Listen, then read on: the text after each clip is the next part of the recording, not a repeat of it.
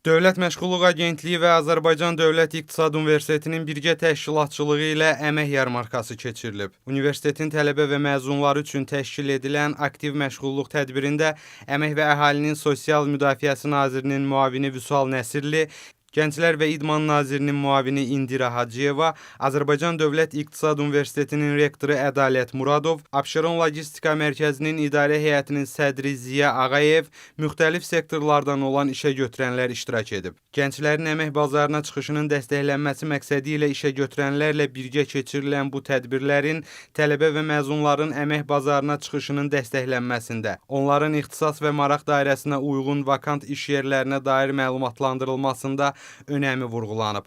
Əmək yarmarkasında ümumilikdə 105 işə götürən tərəfindən 1000-dən çox vakansiya təqdim edilib.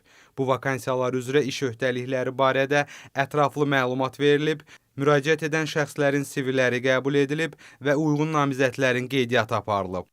Yarmarkada 100-dən çox müəssisə, 1050-dən çox vakansiya ilə iştirak etdi.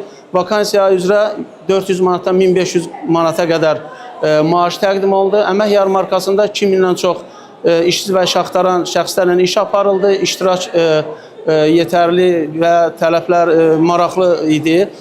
Yarmarkada iştirak edən işçi və işaxtaran şəxslərimizin əmək bazarında tələb etdikləri işi rahat tapa bilməsi üçün biz müəssisələrlə onların ünsiyyətini yaradaraq onların rahatlığını təmin etmək, eyni zamanda müəssisələrin əmək bazarının tələblərinə uyğun kadr və kadrların təmin olunmasına dəstək olmaq üçün bu yarmarkanı təşkil etdik.